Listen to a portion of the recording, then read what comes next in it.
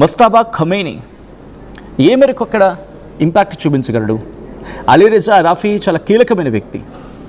అలీ రజా అరాఫీ అనే వ్యక్తి చాలా కీలకమైన వ్యక్తి. ఎందుకంటే ఇటు ఒక క్లర్క్గా ఉన్నాడు, దాంతోపాటు ఖమేనీకి అత్యంత సన్నిహితుడు.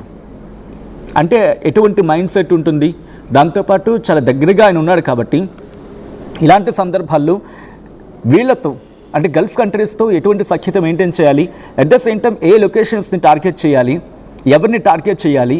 ఎందుకంటే రిమెంబర్ ఇక్కడ ఒక మాట గుర్తుపెట్టుకోవాలి, ఖతర్తో పాటు దుబాయ్తో పాటు సౌదీతో పాటు మరీ ముఖ్యంగా ఖతర్ ఇటు ఇరాన్కి అమెరికాకి మధ్య సయోధ్య కుదిర్చే ప్రయత్నం చేస్తుంది.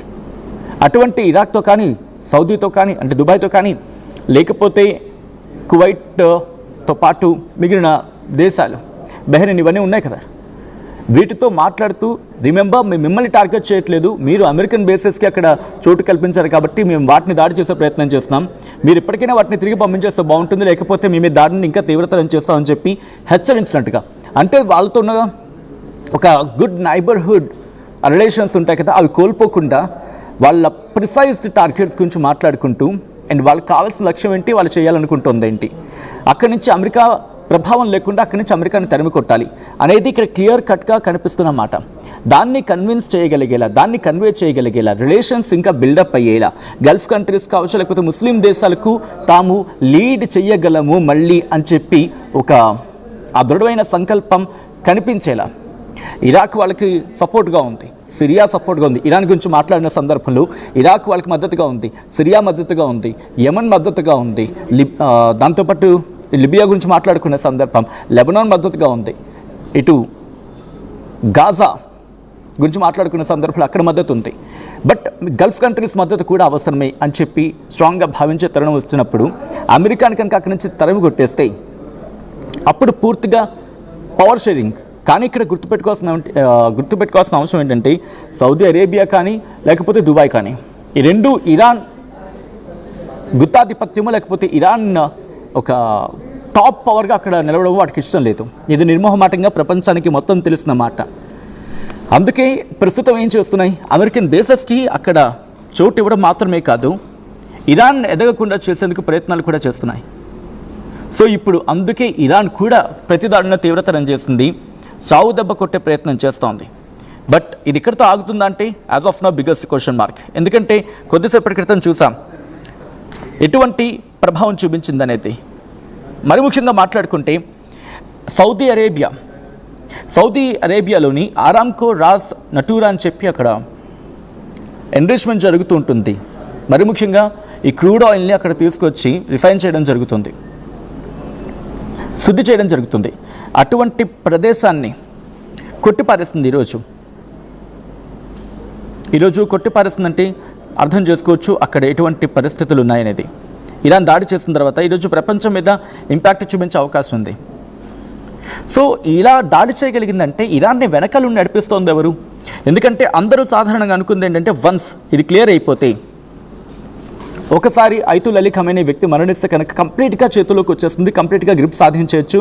బట్ అనుకుంది అలా జరగలేదు, ఇంకా మారుతోంది, ఇంకా రిపర్కషన్స్ పెరుగుతున్నాయి. ఇరాన్ తీవ్రంగా దాడులు చేస్తోంది.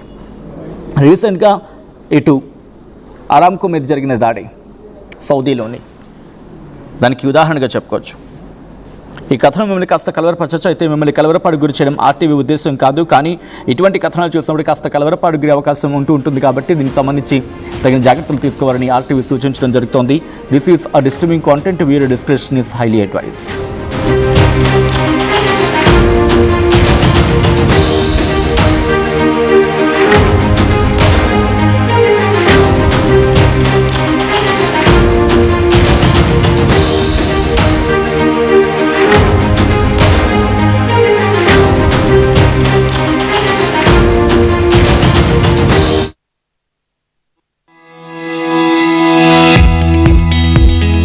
చిన్న చిన్న ఆనందాలు 35 ఏళ్లుగా నా జీవితంలో లేవు.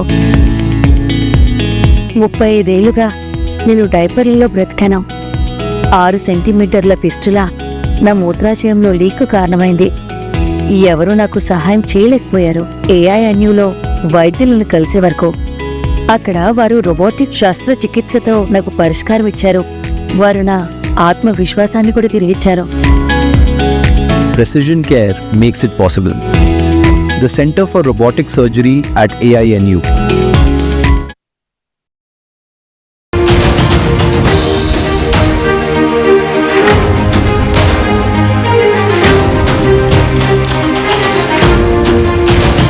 బ్రేకింగ్ న్యూస్ చూస్తున్నారు. ఇరాన్కు బిగ్ షాక్ తగిలింది.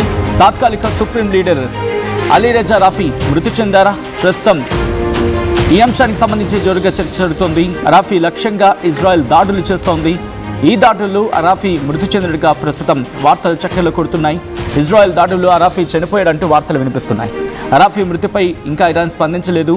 అలీరజా అరాఫీ మృతి వార్తలతో టెహ్రాన్లో హైటెన్షన్ వాతావరణం నెలకొంది. ఖమేనీ మరణం తర్వాత తాత్కాలిక అధ్యక్షుడిగా బాధ్యతలు చేపట్టాడు ఇతగాడు అలీరజా. అధ్యక్షుడిగా ఎన్నికైన కొన్ని గంటల్లోనే అరాఫీపై అటాక్ జరిగింది. ఇన్ఫ్యాక్ట్ అరాఫీపై మాత్రమే కాదు, ఆ దేశ అధ్యక్షుడు పెజెస్కియాన్ మీద కూడా దాడులు జరుగుతూనే ఉన్నాయి. ఎక్కడ ఉన్నాడో ఆ వేర్ అబౌట్స్ గురించి తెలుసుకోవడం, అక్కడ టార్గెట్ చేయడం, టార్గెట్ కన్ఫర్మ్ అనుకున్న తర్వాత ఇటు ఎలిమినేటెడ్ అంటూ ప్రకటించడం, ఇది ప్రస్తుతం జరుగుతున్న సందర్భం. అసలు ఇంతకీ ఎవరు ఈ Ali, in fact Ayatollah అరాఫీ?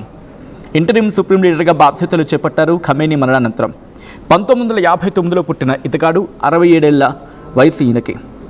Iran clerical hierarchy గురించి మాట్లాడుకున్న సందర్భంలో వాళ్ళల్లో సీనియర్ వ్యక్తిగా మాట్లాడుకుంటారు. ఇంటరిమ్ లీడర్షిప్గా బాధ్యతలు చేపట్టే కన్నా ముందు కొన్ని కీ పొజిషన్స్ కూడా ఆయన హ్యాండిల్ చేయడం జరిగింది. ఒక విధంగా చెప్పాలంటే Iran's national network of Islamic సెమినార్స్తో పాటు clerical member of the guardian కౌన్సిల్తో పాటు అసెంబ్లీ ఆఫ్ ఎక్స్పర్ట్స్గా మాట్లాడుకున్న సందర్భంలో నాలుగు సభ్యుడిగా ఇలా అనేక రకాల పొజిషన్స్ని హ్యాండిల్ చేశారు ఈయన. ఈ క్రమంలో